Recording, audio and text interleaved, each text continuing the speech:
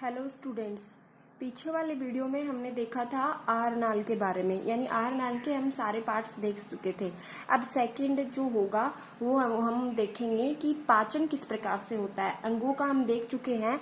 अब पाचन के अंदर हमें देखने से पहले हम देखेंगे पाचन ग्रंथियों के बारे में, यानी जो कि मानव पाचन तंत्र है उसके अंदर पाचन ग्रंथियों का क्या क्या योगदान है। अब पाचन पढ़ने से पहले मैं आपसे पूछूं कि भोजन के अंदर मोस्ट इम्पोर्टेंट कौन कौन से एलिमेंट्स होते हैं, कौन कौन सी ऐसे पदार्थ होते हैं जो हम ग्रहण करते हैं। तो उसके अंदर सबसे उपयोगी अगर आप बताओगे तो उसमें 3 बोलोगे कि मैम एक होता है कार्बोहाइड्रेट,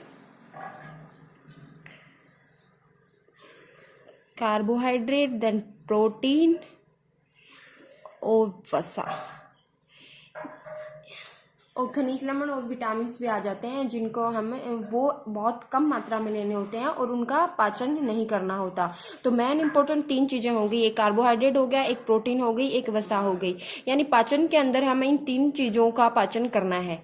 अब इन 3 चीजों का पाचन के रूप में ये अगर बहुत बिग पार्टिकल्स होते हैं जिनका हमारे शरीर सीधे इनको अवशोषण इनका नहीं कर सकता, तो इनको छोटी फॉर्म में लेना होता है। अगर कार्बोहाइड्रेट को देखें तो इसको हम अगर इसको स्टार्च और ग्लाइकोजन जो होता है, स्टार्च को ग्लाइकोजन के रूप में लेता है। यानी कार्बोहाइड्रेट को छोटे फॉर्म में तोड़ने के लिए, यानी सबसे पहले इसमें मोनोमर्स होते हैं, यानी एक इकाई के रूप में मोनोमर बोलेंगे जिसके अंदर ग्लूकोज होते हैं। सेकंड, अगर इसके अंदर ओलिगोसाइड्स होते हैं। फिर इसके अंदर क्या होते हैं, पॉलीसेकेराइड्स होते हैं। पॉलीसेकेराइड्स के अंदर बहुत सारी मोनोमर इकाइयां मिलकर पॉलीसेकेराइड्स बनाती हैं। यानी कि कार्बोहाइड्रेट जो है हमें मोनोमर यूनिट यानी उसकी एक यूनिट के रूप में अगर बात करें तो सबसे पहले हम उसको ग्लूकोज के रूप में तोड़ते हैं और फिर उसका ग्लाइकोजन के रूप में लास्ट में हमें स्टोर करते हैं। यानी कार्बोहाइड्रेट से हमें स्टार्च एक पॉलीमर हो गया। जैसे कि स्टार्च को हमने लिया तो उसको हम ग्लाइकोजन तक इसका पाचन करेंगे और इसको हमारे शरीर में स्टोर किया जाता है। वैसे ही अगर हम प्रोटीन की बात करें तो प्रोटीन भी किससे बना होता है, पेप्टोन्स होते हैं, पेप्टाइड्स होते हैं, अमीनो लास्ट इसकी जो यूनिट होती है वो अमीनो एसिड होती है। तो इसको अगर हम किस फॉर्म में लेंगे, सबसे पहले इसको हम तोड़ेंगे पेप्टोन्स या पेप्टाइड के रूप में। इसी प्रकार अगर हम वसा की बात करें तो वसा को हम किससे, इसकी फॉर्म जो होगी जिसके रूप में हमारी बॉडी इसको लेगी, तो वसा की अगर यूनिट देखें छोटी तो फैटी एसिड यानी वश्य अम्ल, एक वश्य अम्ल होता है। सेकंड, इसके अंदर ग्लिसरॉल होता है। तो ये इसके तीनों पार्ट्स हो गए। यानी कार्बोहाइड्रेट ग्लाइकोजन के रूप में हो गया, ग्लूकोज के रूप में हो गया, प्रोटीन जो है पेप्टोन्स और पेप्टाइड्स के रूप में हो गया, और वसा जो है वो वसीय अम्ल और ग्लिसरॉल के रूप में हो गया। अब जो ये प्रोटीन है, पेप्टाइड और पेप्टोन्स जो है, इसके आगे ये किसमें, अमीनो एसिड्स के अंदर टूट जाता है, अमीनो अम्ल। अब ये तीनों चीज आपको समझ में आ गई कि एक हम जो फूड लेंगे उसका किसके रूप में होगा, कार्बोहाइड्रेट का पाचन होगा, सेकंड प्रोटीन का होगा और वसा का होगा, और किस किस फॉर्म में होगा, ग्लाइकोजन के रूप में होगा, पेप्टोन्स और पेप्टाइड्स के रूप में होगा, या फिर वसीय अम्ल और ग्लिसरॉल होंगे। इन तीनों चीजों का पाचन करने के लिए हम क्या पढ़ने वाले हैं, पाचन ग्रंथियां पढ़ने वाले हैं। अब पाचन ग्रंथियां पढ़ने से पहले हमें 2-3 टर्म्स देखनी होंगी। यानी पाचन ग्रंथियां क्या, ऐसा जो ये एक रस स्रावित करती हैं उसको हम क्या बोलते हैं, उसको एक जूस के फॉर्म में बोलते हैं, या एंजाइम्स के फॉर्म में बोलते हैं, या फिर हार्मोन्स के रूप में बोलते हैं। अब जो एंजाइम्स और जूस होता है उसका जो सिक्रेशन करती हैं उनको हम बोलते हैं बहिर्स्रावी ग्रंथियां। बहिर्स्रावी यानी एक्सोक्राइन ग्लैंड्स। सेकंड होता है हार्मोन, यानी हार्मोन का सिक्रेशन जो करती हैं वो उसको हम बोलते हैं अंतःस्रावी ग्रंथियां। अभी एंजाइम्स क्या होते हैं, एंजाइम एक कैटेलाइस्ट की तरह कार्य करते हैं, एक प्रोटीन के बने होते हैं जो कि क्या करते हैं, ये किसी भी रिएक्शन को, किसी भी केमिकल रिएक्शन को बढ़ाने का कार्य करते हैं। तो इन एंजाइम्स के द्वारा ही हम जो भी फूड लिया है उसको क्या करेंगे, ये उनको छोटी फॉर्म में तोड़ने में ये क्या होते हैं, इनकी सहायक होते हैं। अब इनको अंतःस्रावी, ये अंतःस्रावी ग्रंथियां हम बाद में पढ़ने वाले हैं। अभी पाचन के अंदर सिर्फ बहिस्रावी ग्रंथियां काम में आने वाली है। अब बहिस्रावी यानी एक्सोक्राइन ग्लैंड के अंदर आती कौन कौन सी हैं, तो इसके अंदर 4 टाइप के मैंने आपको लिखा दी थी। सलाइवरी ग्लैंड्स यानी लार ग्रंथियां, जठर ग्रंथियां, लीवर और अग्नाशय, ये भी बहिस्रावी की तरह कार्य करता है। लेकिन जो अग्नाशय होता है वो हम अंतःस्रावी के अंदर भी पढ़ने वाले हैं। इसका मतलब हो गया कि जो अग्नाशय है वो बहिस्रावी और अंतःस्रावी दोनों की तरह कार्य करता है, जिसको एक मिश्रित ग्लैंड बोलते हैं। अब ये हो गया, आपको इनके नाम बता दिए गए हैं और इनको अब हम 1 बाय 1 देखने वाले हैं।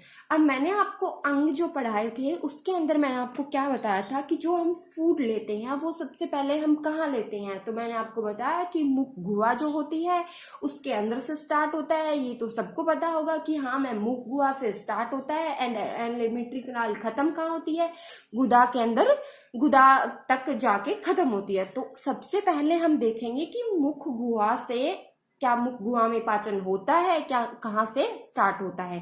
तो इसके अंदर अगर आप देखना चाहो, बहिस्रावी ग्रंथियों के अंदर अगर आप लिखना चाहो, आज मैंने इसके अंदर बहुत कम लिखा है, तो आप ये सीधे, ये पहले भी आप लिख चुके हो, इस सीधा आप यहाँ से लिख सकते हो, लार ग्रंथि के रूप में लिख सकते हो। पहले आप लिखो पाचन ग्रंथियां, देन आप अपने नोट्स में डाल सकते हो कि लार ग्रंथियां। तो लार ग्रंथि के अंदर पहले मैं आपको बताऊं कि ये कहाँ स्थित होती है, इसकी लोकेशन क्या होती है। तो ये लार ग्रंथियां जो होती हैं वो मुख गुहा के अंदर पाई जाती हैं। अब मुख गुहा के अंदर इनकी संख्या कितनी होती है, तो इनकी संख्या की अगर हम बात करें तो ये टोटल तो 6 होती हैं, लेकिन ये जोड़ी के रूप में पाई जाती हैं, तो इसकी 3 जोड़ियां होती हैं। यानी आपको क्वेश्चन पूछा जाए कि लार ग्रंथियों की कितनी जोड़ी के रूप में होती हैं, तो ये जो होती हैं कितने प्रकार की होती हैं, तो ये 3 प्रकार की होती हैं। अब उसके बाद इनके अगर नेम्स देखे जाएं तो नेम्स इनके हिंदी में इनको बोलेंगे कर्ण पूर्व ग्रंथि, अधोजब ग्रंथि या फिर अधोजिह्वा ग्रंथि। इंग्लिश में इनको बोलेंगे तो पैरोटिड ग्लैंड, इनके नाम आप लिख सकते हो, पैरोटिड ग्रंथि। सेकंड इसकी हो जाएगी लिग्वल, और थर्ड सबलिंगुअल ग्रंथि।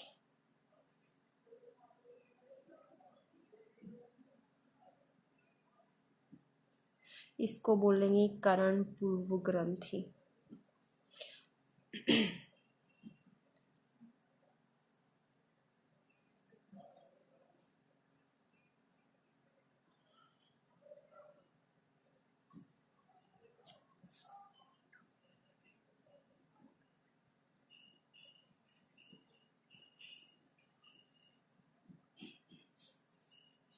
अब आपके इनको नाम बता दिए हैं। फर्स्ट है पैरोटिड ग्रंथि, सेकंड लिग्वल एंड सबलिग्वल। पैरोटिड को कर्ण पूर्व ग्रंथि भी बोलते हैं। अब इन तीनों की अगर हम लोकेशन की बात करें सबसे पहले, तो आपको बोलेंगे कि ये जो पैरोटिड ग्रंथि, नाम में भी इसके हिंदी के नाम में जैसे दिया गया है कर्ण पूर्व, यानी कि ये अपने जो कान के नीचे की साइड जबड़े के लास्ट जो होता है वहां पाई जाती है। सेकंड यानी गालों के पास, सॉरी, जबड़े और गालों के बीच में। दूसरी बात करें लिग्वल और सब लिग्वल, तो ये अपनी जो जीभ होती है, जीभ का जो अपना जीभ के नीचे वाले स्थान है वहां होती हैं, और एक जीभ के ऊपर होती हैं। इनको लिग्वल और सब लिग्वल बोला गया है। ये पैर के रूप में होती है, तो इसके टोटल 3 पैर होते हैं। अगर इनकी संख्या की बात की जाए तो ये टोटल 6 होती हैं। इसके बाद अगर हम बात करें कि इन ग्रंथियों के द्वारा जो भी स्रावित किया जाता है उस सिक्रेशन को बोलते क्या है, तो उसको हम स्लाइवा बोलते हैं।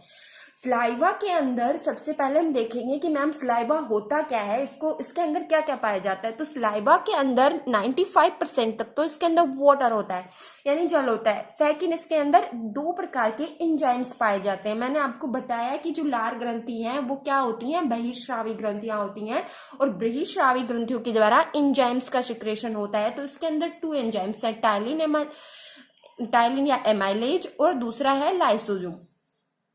इब एंड इन दोनों के आप नाम लिख सकते हो। अब लिखने से पहले मैं आपको एक बार लिखवा देती हूँ, इतना मैं आपको थोड़ा और बता देती हूँ, उसके बाद आप लिख सकते हो। तो लार के अंदर 2 टाइप के एंजाइम्स हो गए, देन वाटर हो गया। अब ये इन दोनों एंजाइम्स का काम क्या होता है मैम? तो जो लाइसोसोम होते हैं वो एंटीबैक्टीरियल की तरह कार्य करते हैं। अब एंटीबैक्टीरियल क्या होता है? यानी कि हम फूड जो हमने लिया है उसके अंदर जो सूक्ष्म जीव जो होते हैं, जैसे कि सूक्ष्म जीवों में अगर हम देखें कि कोई बैक्टीरिया हो गया या कोई हानिकारक जीव होंगे, उनको उनको किल करने के लिए लाइसोसोम होता है, यानी कि उनको वो खत्म कर देते हैं। सेकंड होता है टाइलिन एमाइलाइज। अब टाइलिन एमाइलाइज का कार्य क्या होता है?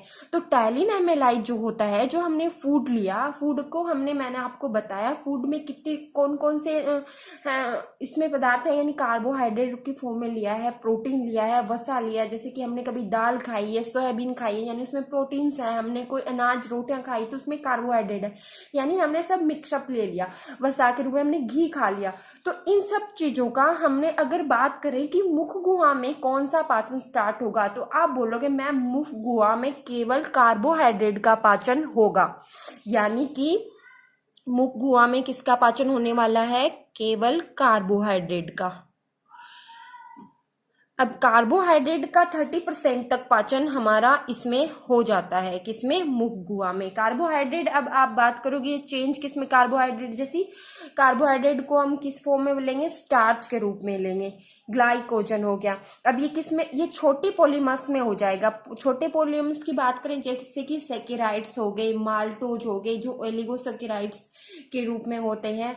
तो इनको जो कार्बोहाइड्रेट है उसका पाचन ये किसके कितने परसेंट हो गया? 30% हो गया। अब इसमें अगर आप लिखना चाहो तो आप लिख सकते हो कि जो लार ग्रंथियां होती हैं, वो लार ग्रंथियां जो हमारे मुख गुहा के अंदर स्थित होती हैं, जो एक सीरम के समान श्लेष्मा स्रावित करती हैं। इस श्लेष्मा को हम लार बोलते हैं, जो एक तरल रूप में होता है और इसके अंदर पानी प्लस टाइलिन एमाइलाइज और लाइसोसोम उपस्थित होते हैं। अब नीचे इसके लिखो कार्य। तो कार्य में देखो लाइसोसोम होते हैं वो सूक्ष्म जीव को मारने का कार्य करते हैं, और टाइलिन एमाइलाइज जो है वो कार्बोहाइड्रेट का पाचन करते हैं।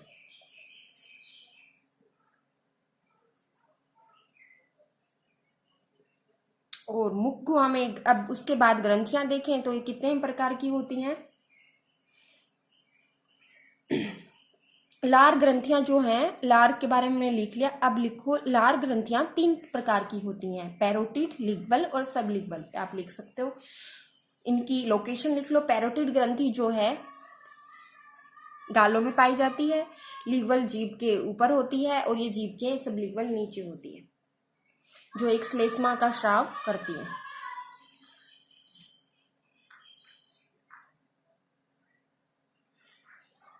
ये हो गया। इसके बाद हम आगे देखते हैं जठर रस।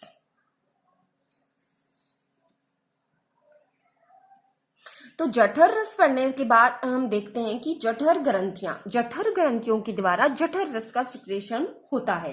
तो जठर ग्रंथियां होती हैं, सबसे पहले हम देखेंगे कि जठर रस की लोकेशन क्या है, ये पाई कहाँ जाती है? तो ये स्टमक के अंदर पाई जाती है, स्टमक या फिर अमाशय के अंदर पाई जाती है।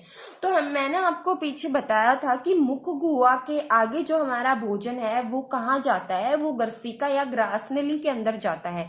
तो ग्रास नली के अंदर किसी प्रकार के, बता दिया था आपको कि किसी प्रकार के पाचक रस नहीं होते।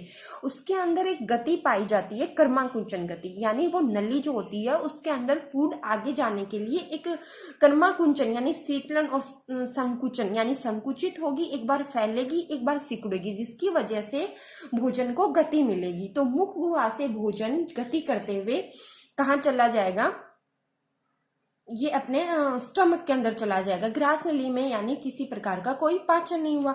अब इसके बाद अगर हम देखें कि मुख गुहा में कितना पाचन हो गया था, सिर्फ किसका हुआ था, सिर्फ कार्बोहाइड्रेट का हुआ था। अब अगर हम आगे बात करें तो हमने फूड के अंदर प्रोटीन भी खाया है और हमने वसा भी खाई है, तो इन दोनों का पाचन अगर हम बाद में बात करें कि कहाँ होगा, तो इसका आगे हम देखते हैं कि स्टमक के अंदर कौन कौन सा पाचन, किस किस का पाचन होता है।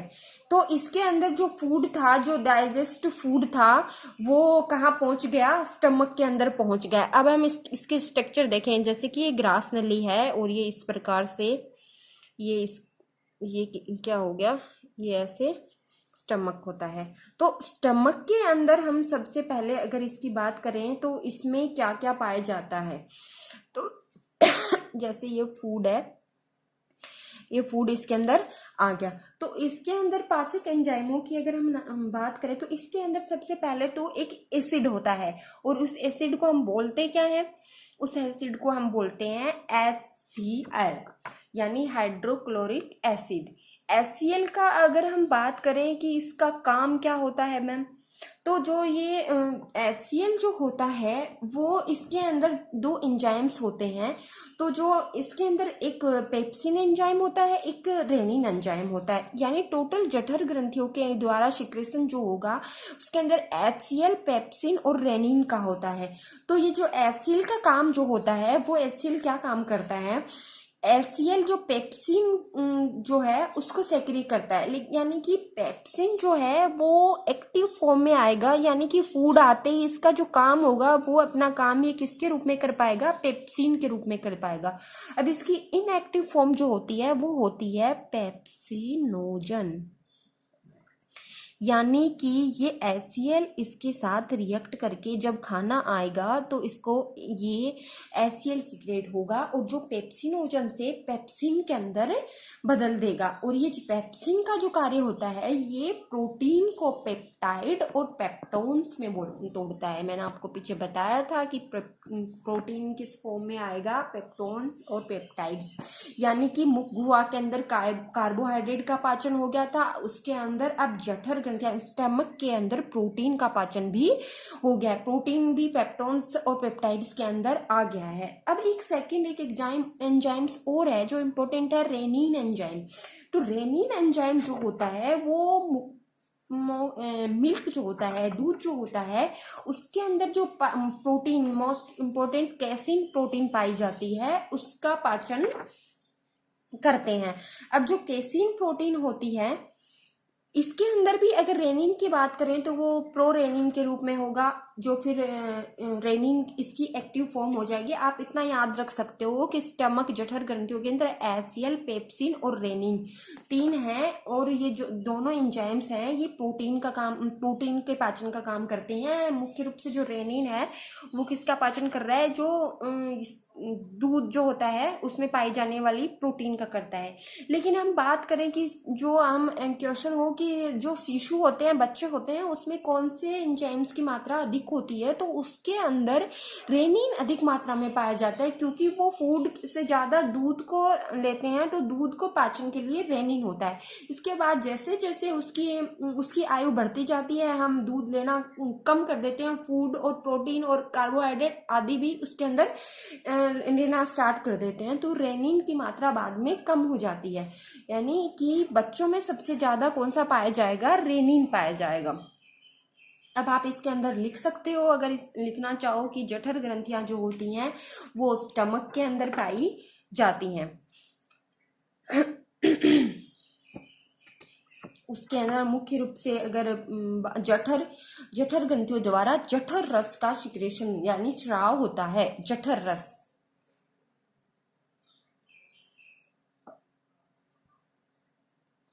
HCl, पेप्सिन और रेनिन।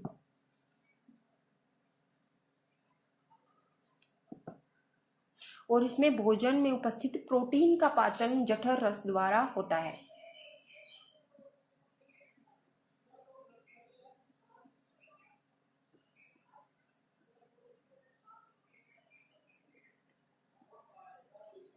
अब हम अगर हम देखें कि जो यहाँ तक भोजन है उसके अंदर किन दो चीजों कौन कौन से का पाचन हो गया है, कार्बोहाइड्रेट का पाचन हो गया है और प्रोटीन का पाचन हो गया है, अभी तक वसा का पाचन नहीं हुआ है। हाँ, एक ही देखो, अगर आप जो ये लार ग्रंथियां हैं इसके अंदर मुख गुहा के अंदर जो अर्धपचित या फिर कार्बोहाइड्रेट का तो पाचन हुआ है, तो इस अर्धपचित यानी जिसके अंदर वह भोजन जिसमें लार मिक्स हो जाती है उसके बाद वो जिसका पाचन हो जाता है, यानी उसे हम बोलते हैं अर्धपचित भोजन को हम क्या बोलते हैं, बोलस।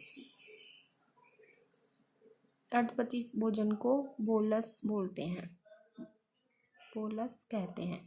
अब ये जो बोलस जठर रस के अंदर जठर ग्रंथियों में जठर ग्रंथियों का रस इसके अंदर मिक्स हो जाता है स्टमक के अंदर, देन इस भोजन को बोलते हैं कायम।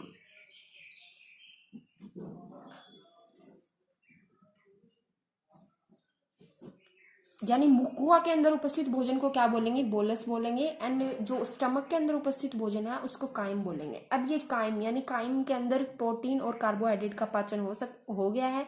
अब ये कायम जो है आगे जो जाएगा, तो अगर हम इसकी बात करें तो आगे ये किसके अंदर जाने वाला है, अभी ये जो छोटी आंत इस फॉर्म में ऐसे होती है, तो ये जो भोजन है वो किस में आएगा, छोटी आंत के अंदर आएगा।